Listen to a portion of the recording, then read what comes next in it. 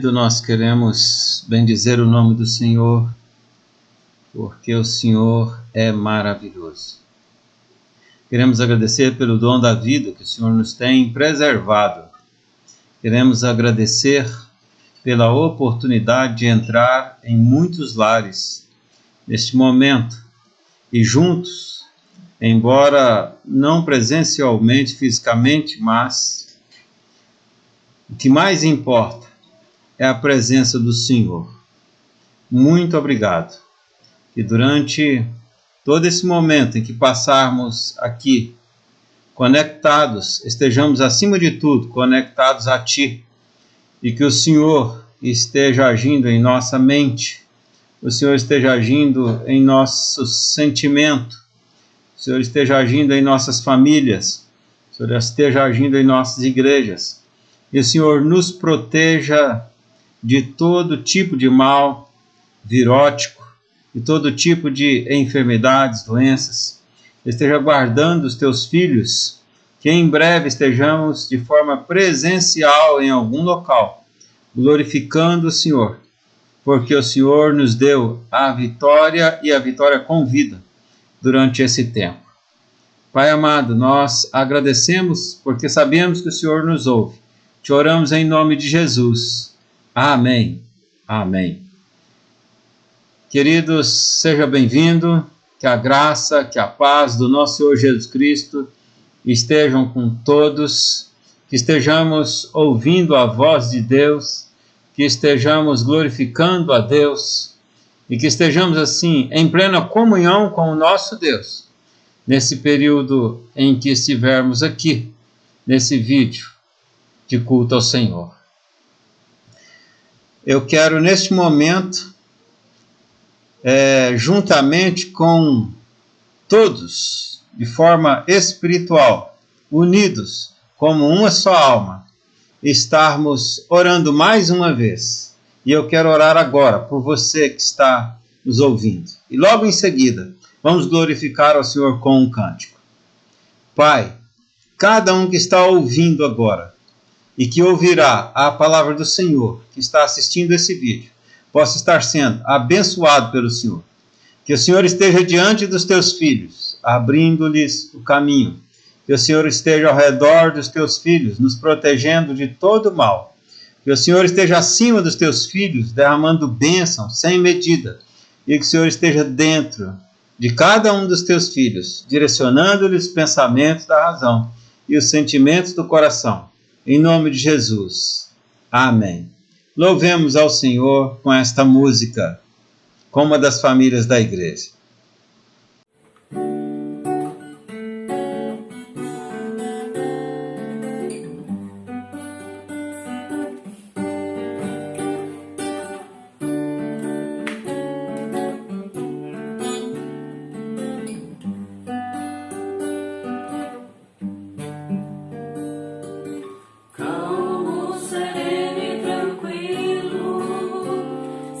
Descanso neste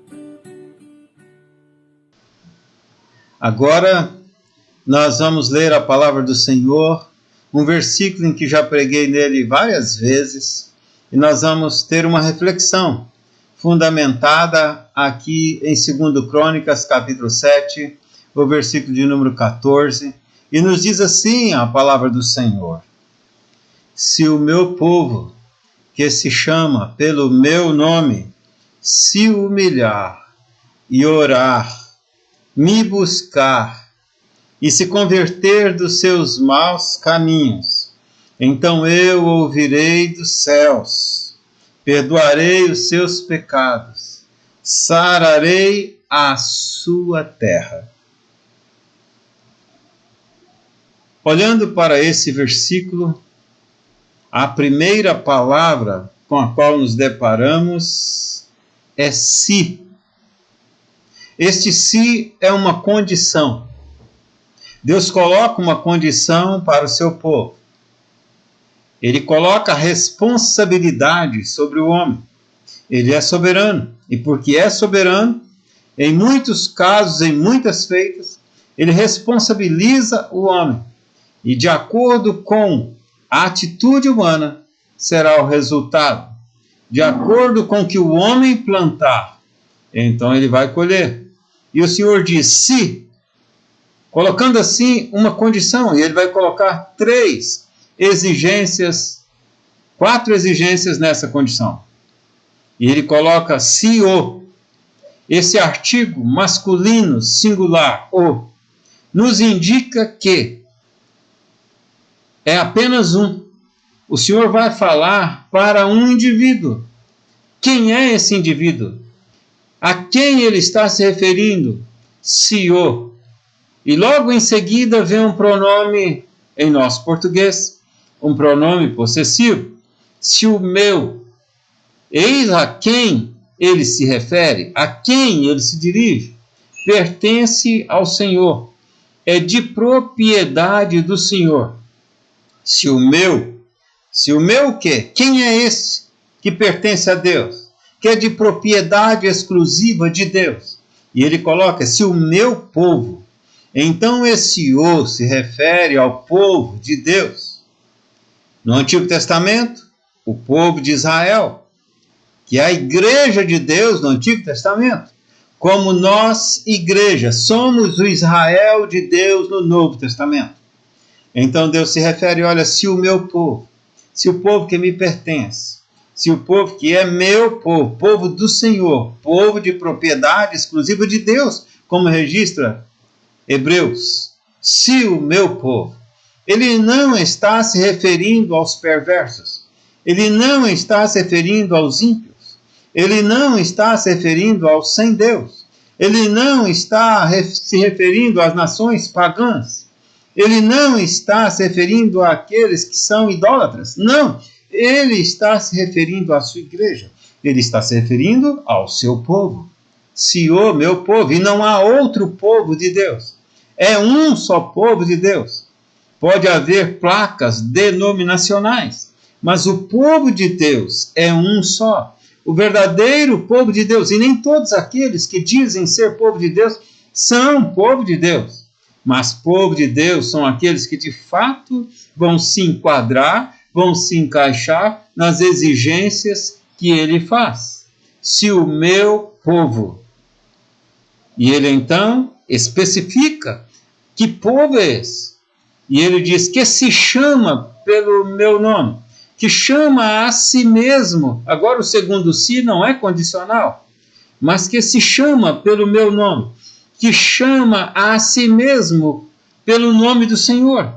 Isto é, que carrega o nome do Senhor, que pertence ao Senhor.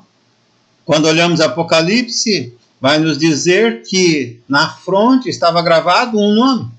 Ora, o povo de Deus carregava o nome de Deus, pertencendo a Deus, representavam a Deus. No Novo Testamento, nós somos chamados de cristãos. Carregamos o nome de Deus, carregamos o nome de Cristo. Grande é o nosso privilégio, grande é a nossa responsabilidade, porque nós pertencemos a Deus, somos povo de Deus, carregamos o nome de Deus. E então, ele diz, se o meu povo, que se chama pelo meu nome. E aí ele começa colocando as condições para esse povo, que é dele, que pertence a ele. E a primeira condição que ele coloca é humilhar-se, ou se humilhar. Se humilhar é não ser arrogante, é não se exaltar, é não confiar em si mesmo. Mas quando nos humilhamos, observamos e percebemos quem de fato somos. Somos menos do que nada, vai dizer o profeta Isaías, no capítulo 40, que tenho citado algumas vezes. De fato, não somos nada. Somos pecadores, somos falhos, não somos merecedores da graça de Deus. Quando reconhecemos as nossas limitações, isso é se humilhar. Quando reconhecemos os nossos pecados, isso é se humilhar. Quando reconhecemos que de fato somos pó, ao pó voltaremos. Quando olhamos para as nossas mazelas, as nossas deficiências, os nossos defeitos e os admitimos, isso é se humilhar. Muitos não se humilham. Até mesmo quando oram, confessando, dizem para Deus, Senhor, perdoe os meus pecados. Mas se Deus disser, cite-os, não é capaz de citá-los. E até diria, Senhor, tu és onisciente, tu sabes todas as coisas, e de fato tu sabe. Mas quando nos humilhamos, quando pedimos perdão, quando de fato estamos arrependidos, reconhecemos quem de fato somos. E então ele diz, se o meu povo, que se chama pelo meu nome, se humilhar e orar. Essa segunda exigência, nós vimos em um outro vídeo, anterior a esse, especificamente sobre a oração. E a oração eu a considero tão importante quanto a respiração. Ninguém consegue sobreviver sem respirar, nem mesmo por muitos minutos. Em alguns segundos, alguns já começariam a estribuchar. Alguém mais resistente, 1, 2 minutos. Alguém especializado, um pouco mais. Mas todos, nenhum ser humano sobrevive sem respirar. A Covid-19, depoimento de pacientes, dizem que é como morrer afogado no seco. Dizem que é terrível, porque lhe falta ar. Você não consegue respirar direito. As pessoas que praticam exercício físico precisam respirar direito. Você não aguenta correr se não estiver respirando normal. Quando alguém está muito nervoso, normalmente é necessário que ele pare, é necessário que ele respire fundo, porque não consegue respirar direito. O oxigênio é o combustível do cérebro humano. O ser humano não consegue sobreviver sem respirar. Também espiritualmente não conseguimos sobreviver sem oração. Nós carecemos, nós dependemos de oração e muitos crentes já estão precisando de ventiladores artificiais. Muitos crentes já estão enfermos espirituais. Muitos crentes estão na UTI, estão precisando e alguns já estão mortos, porque ninguém consegue sobreviver sem respirar. Um crente, ele depende de respirar através da oração, e não é uma vez por semana, aos domingos, é diariamente. Nós dependemos desse recurso da oração. Meus queridos, o Senhor então coloca essa condição. Oração. É indispensável que se humilhe. Uma coisa está ligada à outra. Porque só os humildes, de fato, são capazes de conversar com Deus. Não é possível você conversar com Deus confiado em si, confiado no conhecimento, na intelectualidade, ainda que venha a ser doutor em teologia. Não. Deus não olha diplomas, Deus não olha... Não. Deus olha o coração. Temos que olhar na total dependência de Jesus Cristo. Só em nome dele podemos falar, porque não somos dignos de falar com o Senhor. e por nós mesmos somos incapazes de nos comunicar com o Senhor. E aí exige que reconheçamos quem somos, para então poder orar, falar com Deus. E Deus disse: se o meu povo, que se chama pelo meu nome, se humilhar. Se o meu povo, que se chama pelo meu nome, orar. Se o meu povo, que se chama pelo meu nome, me buscar a Deus. Parece até uma certa redundância, orar e buscar a Deus. Mas aqui no texto, no hebraico, que é a língua em que fora escrito o Antigo Testamento, tem um sentido diferente de buscar a Deus e orar. Porque quando fala o texto de buscar a Deus, ele está falando de desejar Deus. É como aquele que uma vez convidado a ir à igreja, ele diz: alegrei-me quando me disseram vamos à casa do Senhor. Ele quer Deus. Ele tem sede de Deus. Ele busca Deus. É como Jesus nos ensinou a orar na oração do Senhor e dizendo: venha o teu reino. Como que domina-me, inunda-me, cobre-me, invade-me.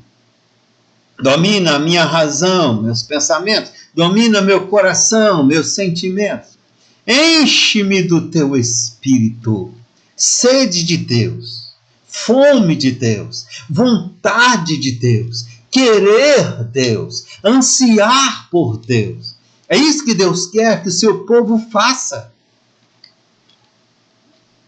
Talvez, mediante essa crise que vivemos, de saúde, essa peste que assola a humanidade e agora também o nosso querido Brasil, nessa situação, alguns que estão dormindo espiritualmente possam acordar para buscar a Deus, para ter sede de Deus, para orar a Deus e para se humilhar e reconhecer que não tem tido sede de Deus, não tem orado como convinha. Isso é se humilhar, reconhecer o estado em que vivemos. Precisamos fazer isto. E Deus coloca isso como condição. Se o meu povo, que se chama pelo meu nome, se ele se humilhar, se ele orar, se ele me buscar, me querer, me desejar, aí ele prossegue. E uma outra condição é colocada: e se converter dos seus maus caminhos. Ora, mas Deus não está falando aqui dos perversos. Deus não está falando dos adúlteros do mundo. Deus não está falando dos assassinos que estão enjaulados. Deus não está falando para os estupradores. Deus não está falando para aquele que não é seu povo. Deus está falando para a sua igreja no Antigo Testamento. Israel, para mim e para você hoje. Deus está falando para nós, em quem habita o Espírito de Cristo, em quem confessamos pertencer a Deus. De que maus caminhos, então, Deus se refere? Há alguns pecados que são quase que normais para muitos crentes e que precisam ser confessados, que precisam ser reconhecidos como pecados. Isso é se humilhar. E então precisam ser colocados diante de Deus em oração e num desejo ardente e profundo do coração de não retornar a essas mazelas. Há alguns que dizem: eu não mato, eu não roubo, eu não furto, eu não faço nada. E diz a verdade, não faz nada mesmo, porque não faz também o que devia fazer. Não busca Deus, não ora, não fala de Jesus, da paz, do amor de Deus a ninguém. E precisam se humilhar então, precisam reconhecer seu pecado. Há alguns que vão um pouco mais, vão além do pecado da omissão, exemplos citados e outros que poderiam ser, muitos que não cumprem os votos do batismo, que não leem Bíblia com seus filhos, não oram como os filhos até oram por eles. E outros pecados de crentes. alguns que, longe de fazer uma fofoca, coisa do tipo, mas que têm o hábito, o mau costume de comentar o defeito dos outros, acentuar um pouquinho o defeito dos outros. Outros que não, de fato, usam o amor para com seus funcionários, ou usam o amor para com seu patrão, tentando lhe passar a perna. E há tantos crentes que carregam o nome de crente, que carregam o nome de Jesus, mas que envergonham o nome de Deus. E que precisam se humilhar, que precisam confessar, que precisam arrepender, que precisam orar, que precisam desejar Deus e se arrepender e largar e deixar e abandonar os maus caminhos, para que possam então, ocorrendo em sua vida essa santificação. Olhe que Deus disse a Josué: santifique para que amanhã eu possa fazer maravilhas no vosso meio. A santificação é uma exigência de Deus, para que as maravilhas de Deus possam acontecer em nosso meio. Deus disciplina os filhos a quem Ele ama. Quem sabe essa enfermidade poderá ser bênção, porque Deus transforma o mal em bênção. Bênção para o povo de Deus, bênção para a igreja, que é o momento do povo de Deus ser luz, é o momento do povo de Deus ser sal, salgar, temperar o ambiente. Quantos que dizem ser servos de Deus, mas você olha, antigamente eu dizia, quer conhecer alguém, se realmente ele é cheio do Espírito, brinque de futebol com ele. Porque lá no campo, cada um é si mesmo. Sangue quente, no momento, ele é ele mesmo.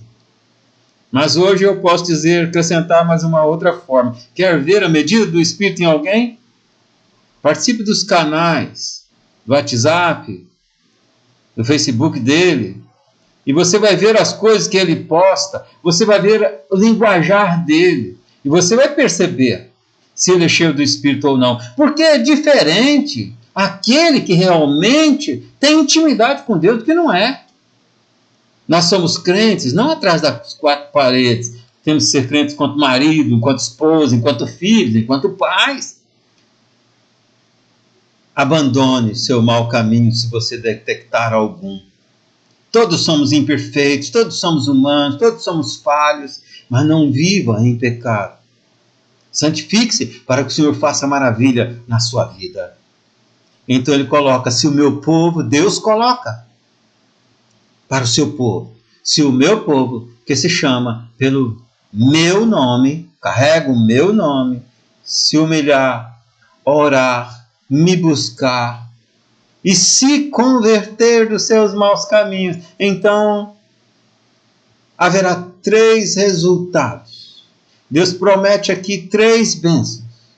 E ele diz assim, na parte B do versículo: primeira bênção, eu ouvirei dos céus.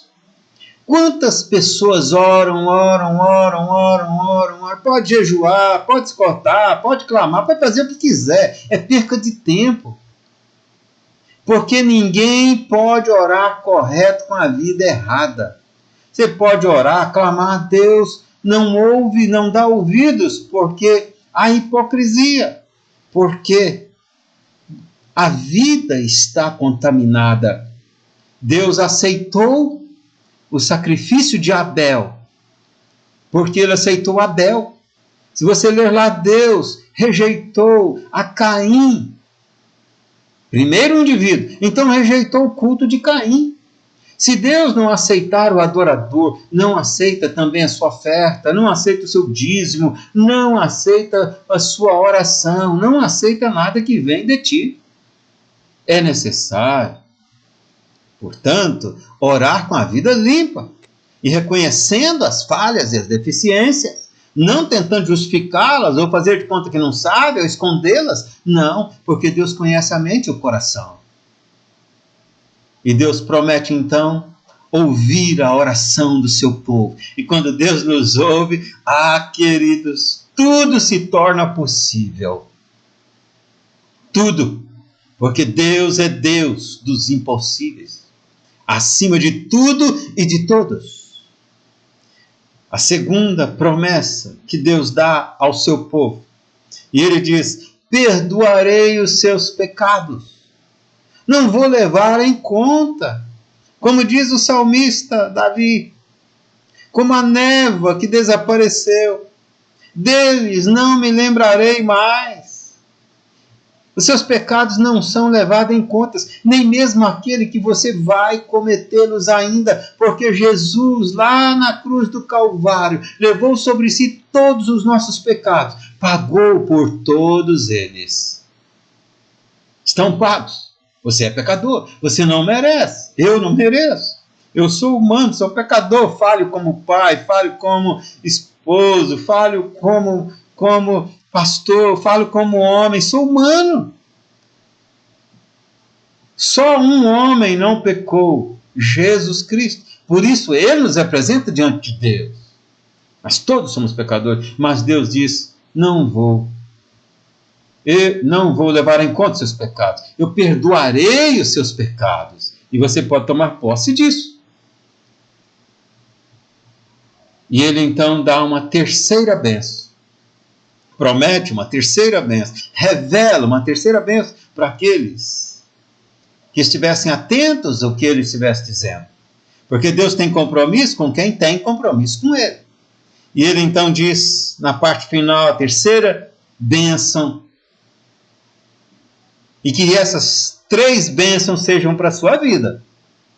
Lembrando que elas estão condicionadas à sua busca de obediência, a sua entrega e a total dependência de Deus. É conhecendo que você não merece, que você não consegue, que você não é nada, mas pela graça sois salvos, pela graça, é favor imerecível. Deus te abençoa, porque Ele conhece a sinceridade do teu coração